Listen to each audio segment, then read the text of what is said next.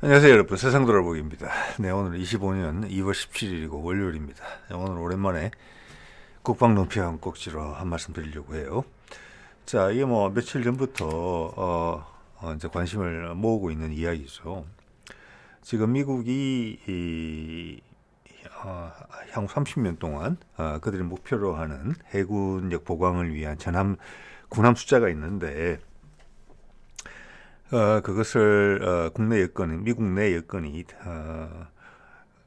그 소화할 여건이 안 되기 때문에 가격이라는 면에서 또 생산력이라는 면에서 또 기술적인 면도 분명히 포함입니다. 이것을 외주를 주려고 한다. 바이든 때도 시도했지만 막혔던 거. 트럼프가 시도할 가능성이 충분히 있어 보인다. 법을 개정하면서까지. 그 비용, 그 금액이 엄청나다. 이겁니다. 그래서 현재 이제 미국의 동맹국 중에서 전 세계에서 군함을 짧은 시간에 대량 생산할 수 있는 역량을 갖춘 곳은 제가 봐서는 한국밖에 없어요. 우리밖에. 물론 지금 언론에서는 일본과의 경쟁 구도를 이야기하지만 일본은 일반 조선업에서는 이미 물러난 상태거든요. 그거는 중국과 한국이죠.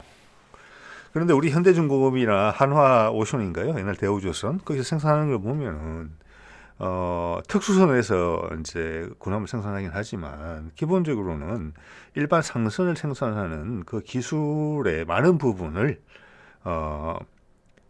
적용하고 있거든요. 군함 생산에. 왜냐하면 우리도 군함 생산 계획이 30년 한 초중반까지 꽉 차 있기 때문에. 그래서 일본도 지금 호위함급을 무가미급인가요? 네, 모가미급 그것을 좀 많이 생산하려고 하고 있지만 현재로 봐서는 향후 같은 기간 한 30년 초반까지 향후 5, 6년간 생산하게 되는 군함 숫자는 우리가 더 많아요. 네, 자 거기다가 일본의 일반 상선 부분이 다 죽었기 때문에 가격 경쟁력 면에서는 우리가 훨씬 뛰어나리라고 봅니다. 자, 이걸 보면은 미국 군함 사업을 보여주는 건데 현재 295척인데 2054년에 390척이 돼야 된다. 390척이 돼야 된다는 것은 중국 해군에 뒤지지 않기 위해서 그렇게 하는 것입니다. 자, 그러면 숫자로 따지면 100척 정도밖에 안 되는 것인데 지난 뒤에 말씀드리겠습니다만 미 해군이 뻘짓을 많이 했어요. 주말트급 50조 원 까먹었죠. 세 척 마련했지만 세 척은 전혀 쓸 데가 없습니다. 또 연안 전투함 거기도 한 50조 들였어요. 그러니까 한 100조 정도 날려먹은 거예요. 그러면서 알레이버크급 주력 구축함이고 그 전에 있었던 타이콘 테로가급 순양함이 있습니다. 예, 그런 것들이 퇴역을 못했어요. 퇴역을. 왜냐, 주말트나 LCS가 그걸 대체하기로 돼 있었는데 그 두 프로그램이 다 죽었단 말이에요. 그래서 그 많은 배들을 은퇴를 시켜야 돼요. 그래서 실제로는 364척을 새로 건조해야 된다. 엄청난 비즈니스죠. 그래서 이게 1,500조가 된다는 거예요. 1,500조가. 향후 30년이니까 이걸 우리가 다 가져온다 그러면 1년에 50조씩이에요. 50조 원씩. 자, 이거 하나면 어떻게 해석을 할 수 있느냐면은 우리가 지금 트럼프 관세 폭탄 지금 현실화된 건 하나도 없거든요. 그리고 전반적으로 거기에 대해서 부정적 여론이 전 세계적으로 나오고 있어요. 그런데 어제 제가 인도 모디급 말씀드리면서 거기는 서로 협의를 한다 그랬어요. 쿵짝쿵짝이 잘 되고 있단 말이에요. 자, 이것은 기본으로 이걸 깔되 미국에 더 많은 이해관계를 도모해 줄 수 있으면은 충분히 유연하게 적용할 수 있다는 것을 미국이 이미 보여줬거든요. 그럼 우리는 어떤 대상이냐? 이것도 오늘 중요한 관심사예요, 사실은. 자, 한 해에 50조 원의 매출을 올려주는 거거든요. 자, 그러면 그 정도의 새로운 매출을 발생시켜준다.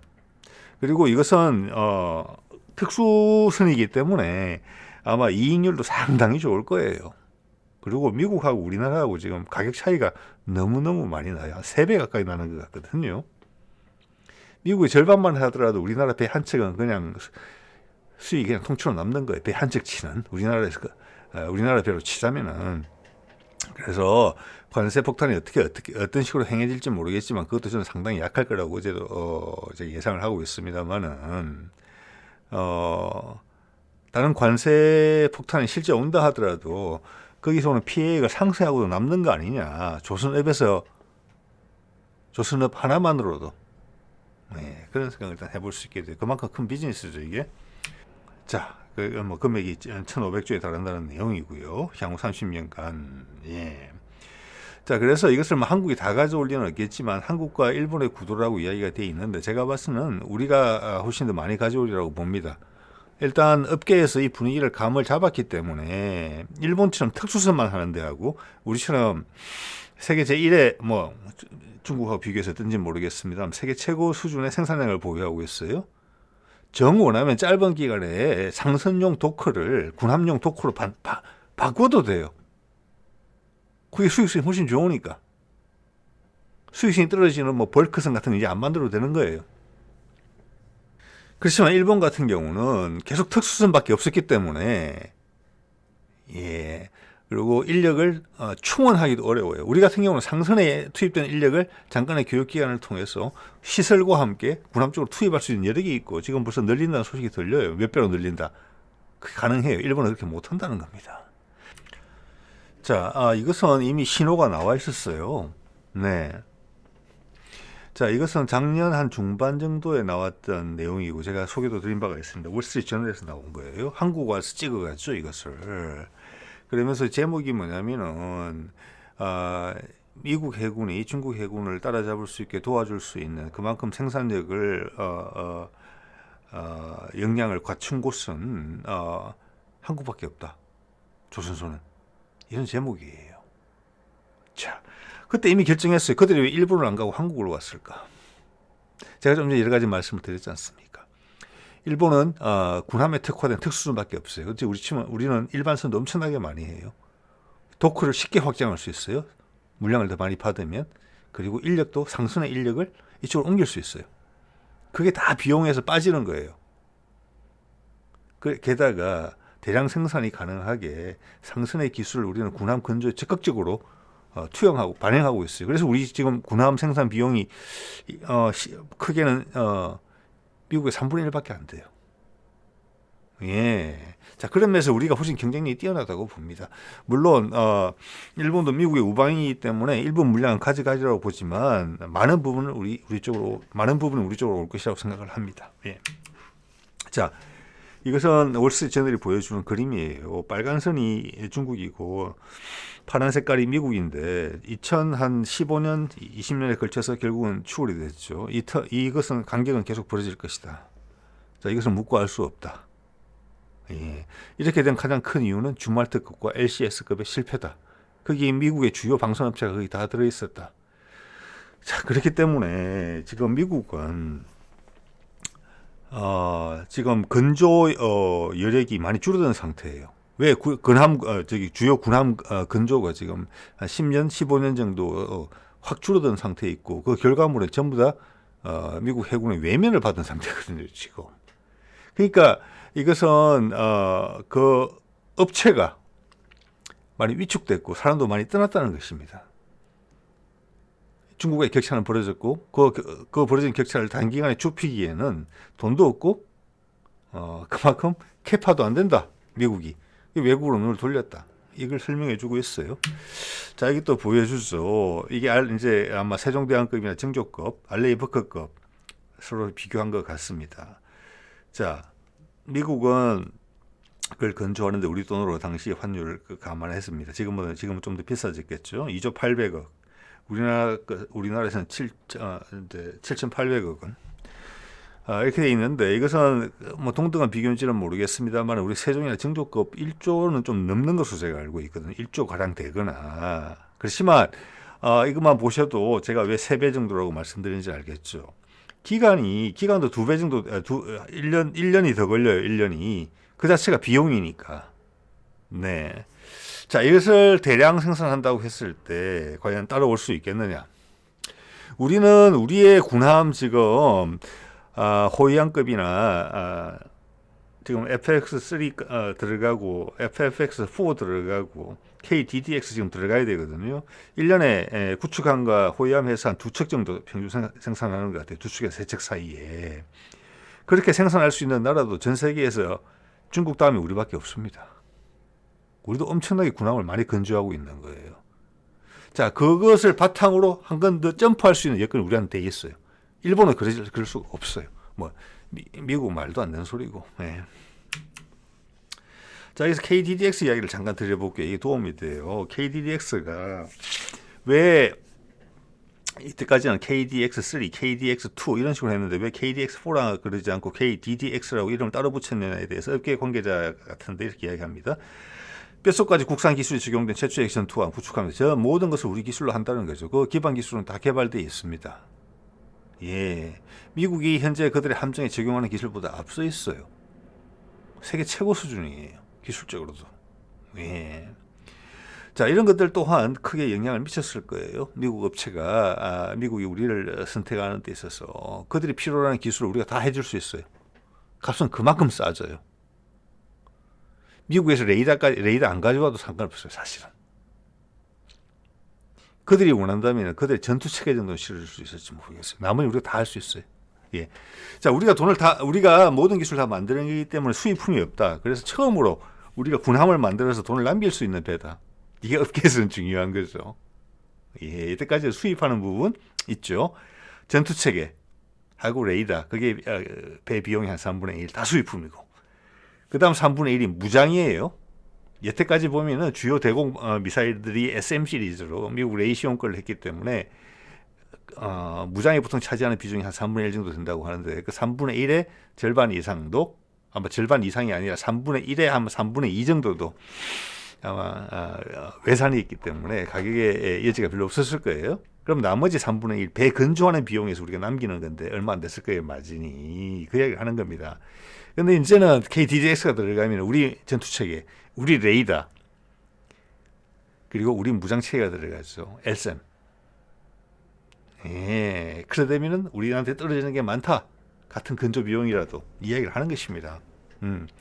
자, 그런 걸 준비하고 있던 터에 트럼프가 당선이 되면서, 이건 분명히 트럼프가 당선이 되면서 우리한테 엄청난 기회요인이 생긴 부분이에요. 자, 여러분 한번 생각을 해보세요. 미국이 우리한테 이런 큰 딜을 준다고 했을 때 지금 가능성이 많아요. 객관적인 요건으로도. 그렇지만 향후 이제 북한과의 관계 개선, 그리고 한반도 통째를, 남북이 소통이 되는 한반도 통째를 미국의 우방으로 삼아야 되는 부분이 있단 말이에요.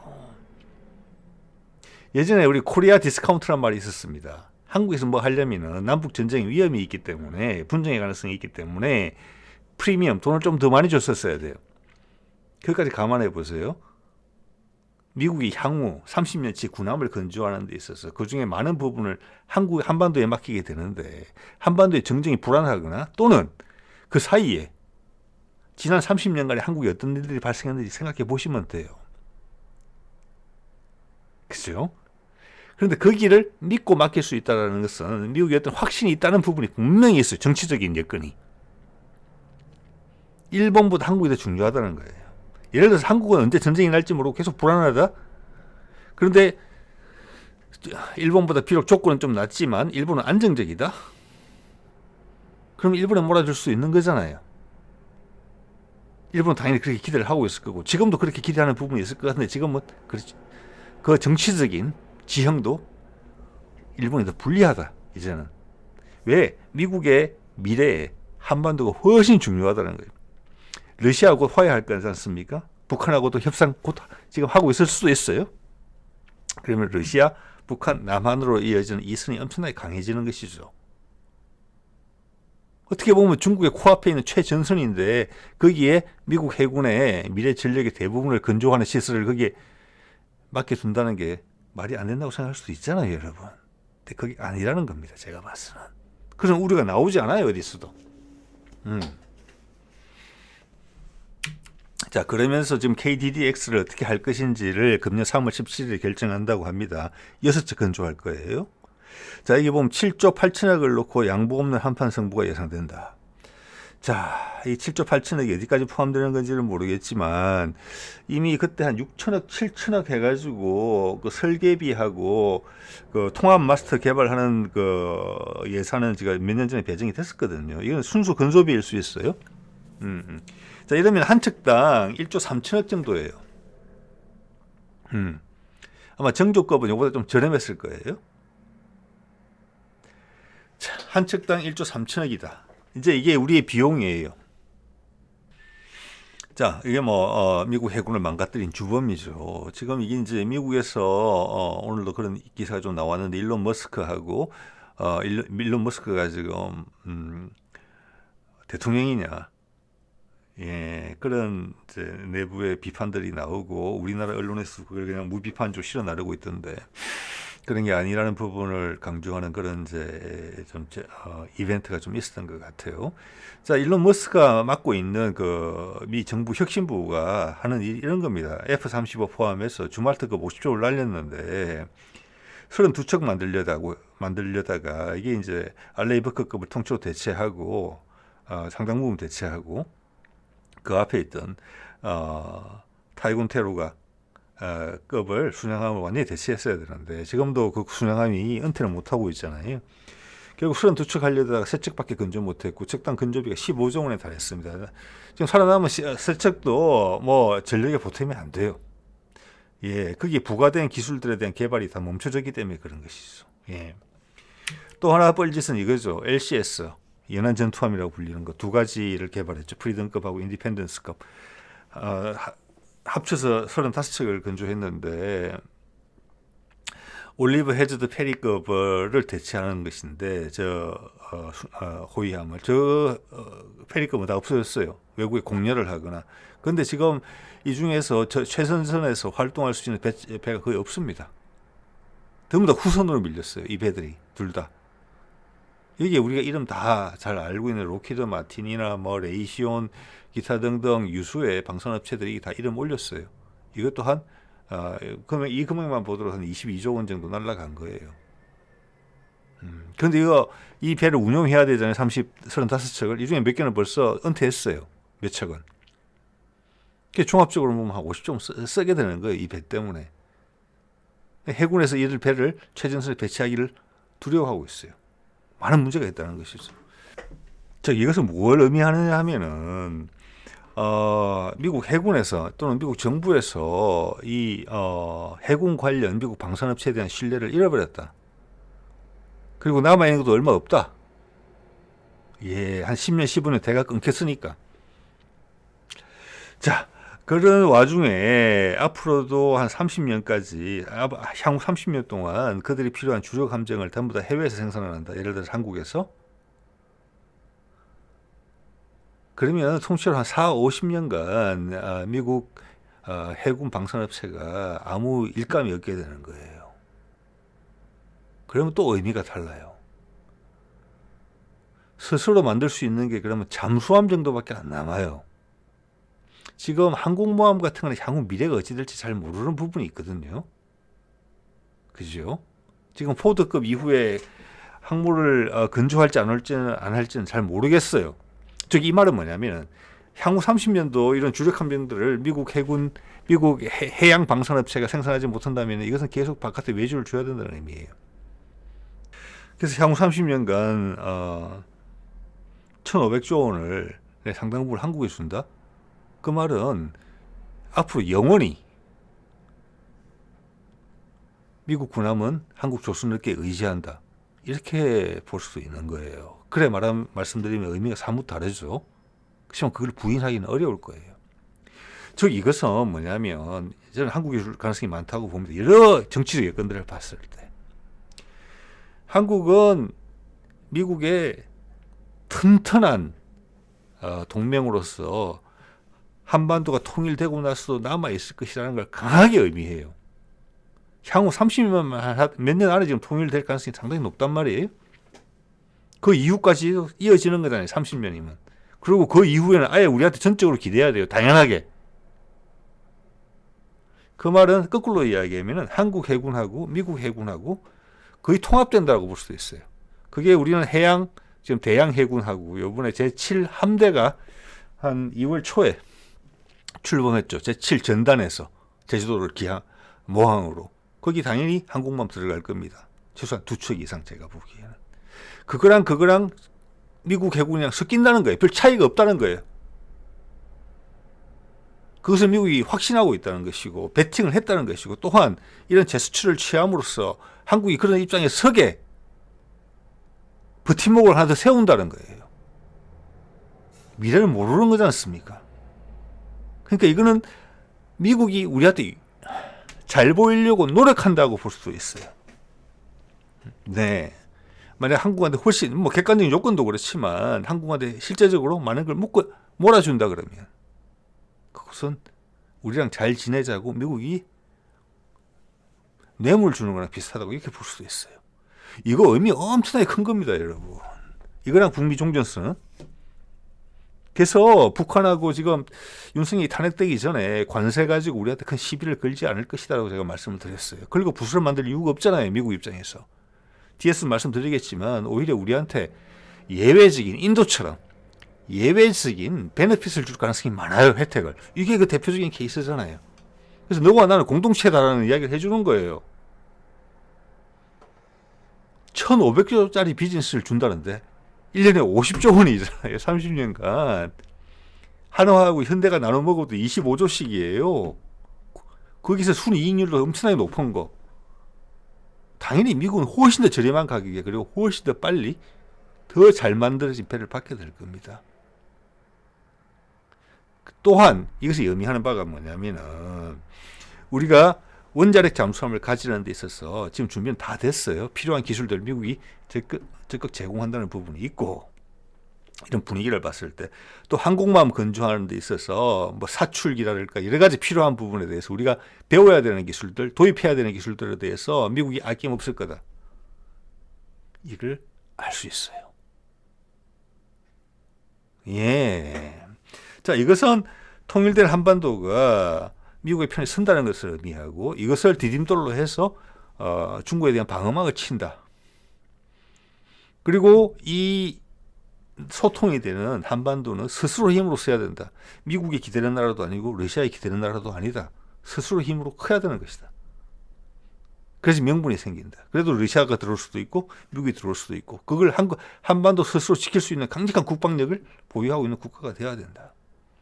이런 각도에서 보셔야 돼요. 네. 자, 이 컨스텔레이션급이라고 호위함 이게 LCS가 실패했고 이 기존에 있던 올리브 해저드 페리급은 다 없어졌기 때문에 새로 배를 급하게 만들었어요. 그래서 20척을 예정을 했단 말이에요. 결국 자기들을 못 믿었어요. 자기 설계 기술도. 그래서 유럽의 프렘급, 즉 이태리하고 프랑스가 공동 개발한 거를 기초로 해서 미국식 사양을 넣어서 만들기로 했단 말이에요.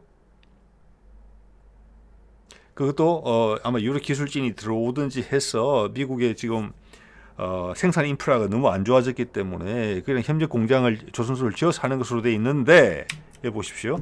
24년 4월 보도에 의하면 조선소 물량 적체와 숙련 인력의 부족으로 계획이 3년 연기됐다. 이 바이든 때 이야기예요. 호위함도 제때 못 만들어요 지금. 여기 보면 1년에 뭐 한 척, 두 척, 맥시멈 4척까지 만드는 것도 있었는데 이게 소화가 안 된다는 겁니다 지금. 네. 근데 이것도 만들어야 되고 RAF급 대체하는 것도 만들어야 돼요. 아까 숫자 보셨잖아요. 300 몇십 척을 만들어야 된다고. 그럼 1년에 10척씩 찍어내야 되잖아요. 향후 30년이면. 호위함도 1년에 2척을 못 만든다니까요 지금. 그러니까 이것은 말이 안 된다는 이야기예요. 자, 그래서 이게 이제 이게 걸림돌이 됐던 게 해외에서 건조를 해서 사가는 게 걸림돌이 됐던 게 이런 법안이 있었죠. 해외에서 만들면 안 된다 라는 법안이 있었고 이래서는 말이 안 된다 해서 새로운 법안을 공화당에서 제시를 했는데 바이든이 거부했죠. 이번에 트럼프가 그걸 거부할 이유는 없다는 것입니다. 그래서 11일 관련 법안을 각각 발의하기로 돼 있죠. 그때 걸 다시 내는 거죠. 될 가능성이 높다고 본다는 것입니다. 당연히. 그리고 여기에는 한국과의 특수관계가 상당히 많이 반영이 돼 있다라는 거. 예. 자, 이것이 미국이 RAF급을 대체하는 원래 주말트가 해줘야 되는 그 역할을 해줄 것으로 기대하고 지금 디자인 단계에 들어가 있는 DDG-X라는 겁니다. 우리 KDDX 만들 때 거기에 상응하는 배라고 보시면 돼요. 근데 상당히 보수적으로 했어요. 앞에 실패 때문에. 그래서 우리가 이 프로젝트를 따오게 된다면은 우리가 아마 건조하게 될 함정 주력이 이게 되지 않을까 싶어요. 근데 이게 보면은 이 배는 우리 KDDX의 가장 큰 특징인 통합 마스터가 구현이 안 되고 있어요. 통합 마스터가. 예. 자, 또한 여기도 이제 보면 이제 전기 구동이기는 할 것 같아요. 우리 KDDX도 전기 구동을 가능성이 높아요. 그게 요 다음 세대 구축하면서 요구되는 사안들이거든요. 그리고 여기도 레이저 무기 향후 업그레이드가 하게 돼 있는데 이런 무기 체계들이 많이 등장하기 때문에 전기 출력이 상당히 중요하거든요. 그리고 일단 전기 출력을 하게 되면 조용하다는 부분이 엄청납니다. 그리고 배 디자인이 엄청나게 뭐라고 할까, 유연함이 증가돼요. 왜냐하면 그걸 축으로 해서 스크류를 돌리게 되면은 그 엔진실이라는 부분이 배 뒷부분에 딱 위치하게 되거든요. 왜냐하면 그 축을 무한정 늘릴 수 없고 축을 막 꺾을 수도 없잖아요. 그런데 전기 출력으로 하게 되면은 전기를 발생시키는 그 엔진들이 발전기 역할을 하면 되거든요. 축으로 연결될 필요가 없어요. 스크류는 맨 마지막에 모터에 연결되면 돼요. 모터 하나 딱 장치해가지고. 즉 그 말은 배에서 큰 무게를 차지하는, 주로 이제 요즘은 전부 다 가스터빈 엔진이잖아요. 그 가스터빈 엔진을 배의 무게 또는 공간 효율적이게 군데군데 배치할 수 있어요. 그 전선으로 전기를 끌어 쓰면 되는 거니까. 자, 그런 것들이 KDDX 구현될 가능성이 크다는 게 바로 느껴집니다. 그래서 이게 이제 우리 후보군이다. 근데 이것을 미국이 비용을 어떻게 예상하고 있느냐? 지금 계략적인 이제 암만 나온 거기 때문에 배수량은 약간 10,000톤 한 초중반대 되지 않겠느냐, 이렇게 생각하게 되는 부분이고, 2028년에 첫 획득을 하게 돼 있어요. 저는 이건 불가능하다고 봅니다. 예, 전체 도입 수량도 미정이에요. 이게 작년 기준으로 그랬어요. 예, 지금 컨스텔레이션급 늦어지는 거 보세요. 지금 미국은 1년에 한 척도 못 만들어요. 그게 호위함이든 구축함이든지 간에. 희한한 상황이에요. 자, 이게 보면은 알레이버크급의 최신형, 후기형이 한 척 건조가 2조 4천억이었어요. 달러당 1,200원 계산했을 때. 지금 건조하려고 하는 DDGX 컨셉이 나오니 이거는 척당 3조 5천억이에요. 예, 우리 KDDX 아까 얼마로 찍혀 있었습니까? 1조 3천억이었죠? 자, 볼까요? KDDX 예, 1조 3천억 찍혀 있네요. 여기는 제가 작년 조사할 때는 1조 5천억, 1조 3천억이 들어있네요. 세종2, 즉 정조대왕급은 1천억이었어요. 예, 아마 2배 정도 차이 날 수 있겠다.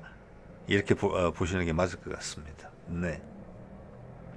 자, 이것이 이제 아까 제가 정치적 의미에 대해서 말씀을 드렸는데, 향후 미국이 생각하는 세계 구도에서 한국이 어떤 역할을 해줄 것이냐. 제가 뭐 정치 노핑에서 거듭 말씀드립니다만은 미국도 그런 표현을 쓰고 있잖아요.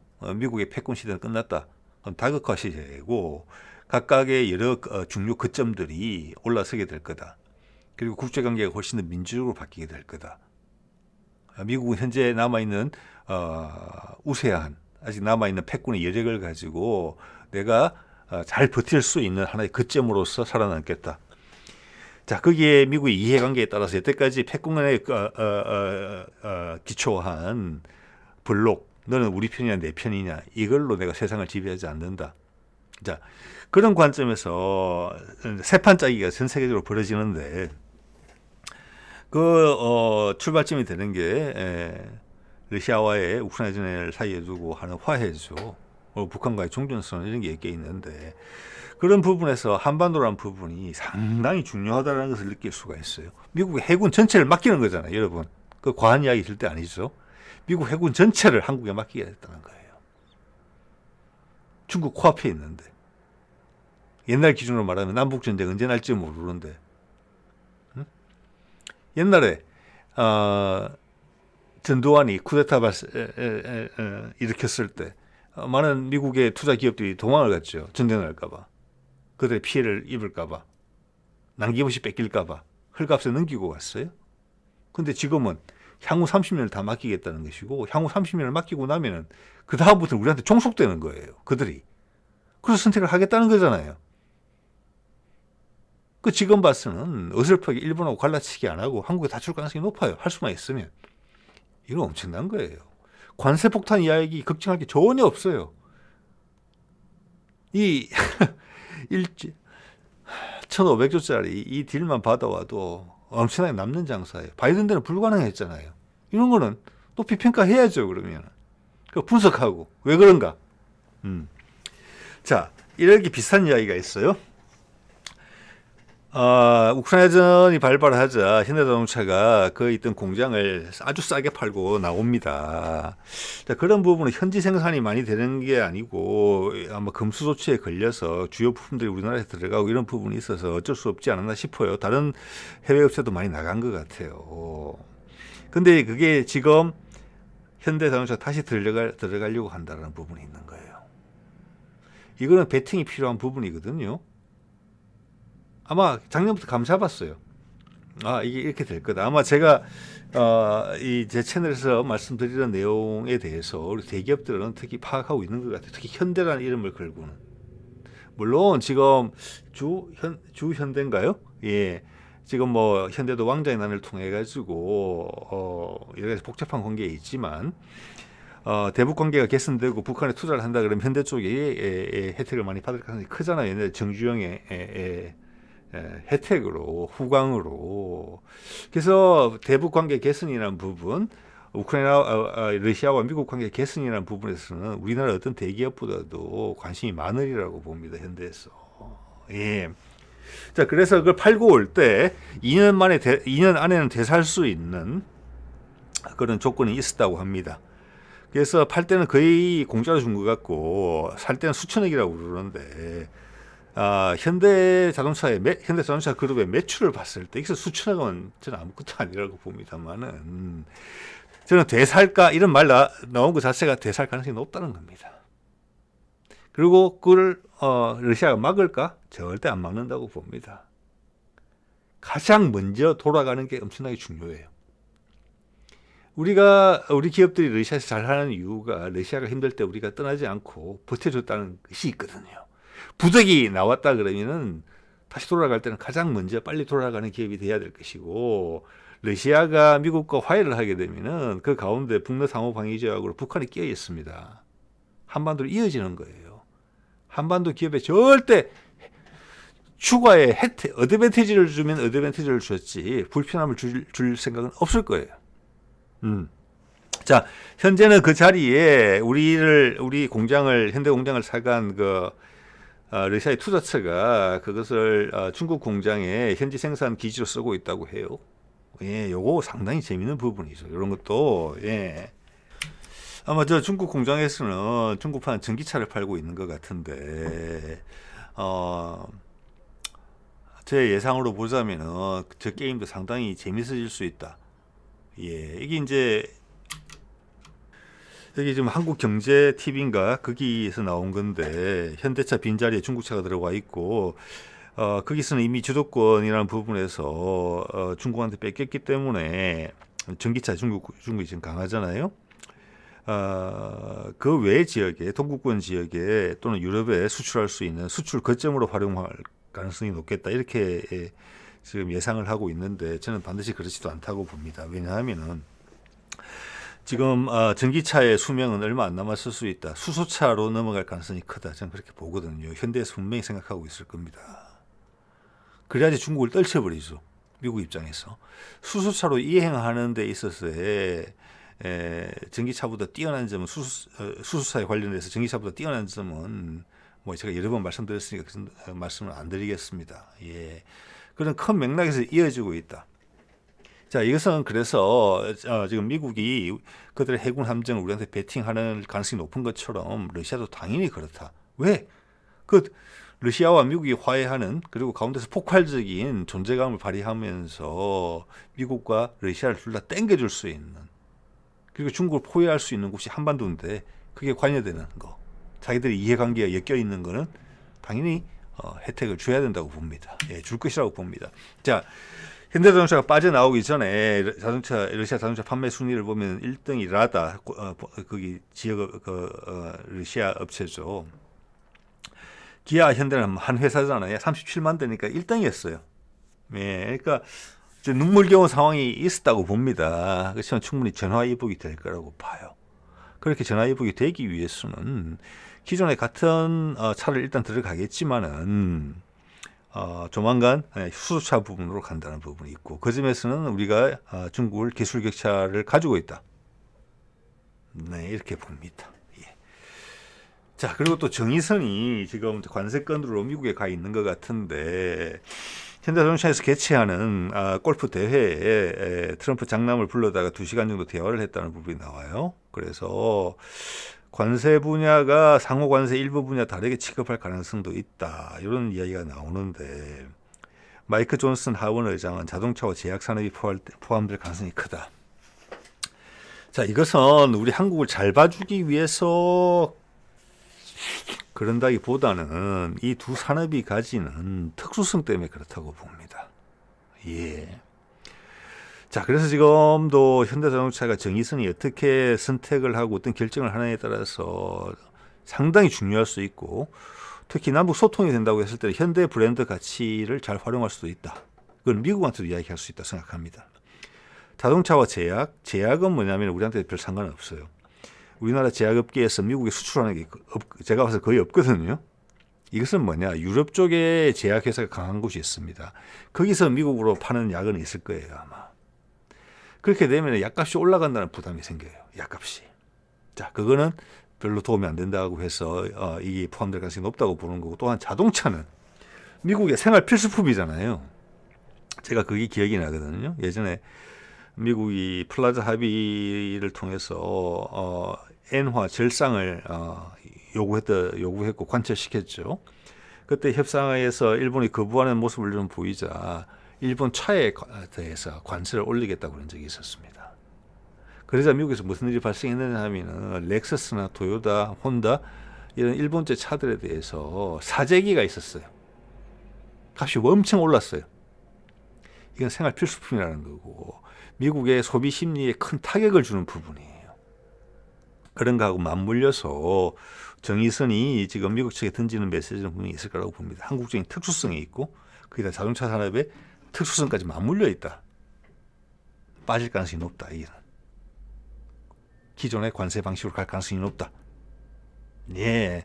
자, 그렇게 되면은 그 외 우리의 주력 수출품으로 봐지는 반도체 같은 부분은 바이든이 뭐 메모리 반도체죠.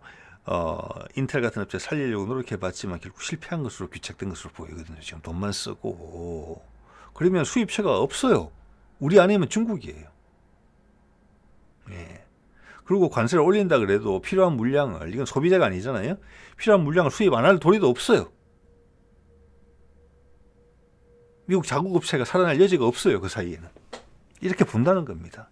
자, 그리고 무엇보다 중요한 게 지금 북미 종전선을 앞두고 있는 한반도 상황에서 남한의 긁어부스럼을 만들 이유가 전혀 없고 미국이 남북이 소통이 되면서 얻어가는 이득이 엄청나게 무궁무진하기 때문에 이런 사소한 것은 안 건드릴 것이라고 봅니다.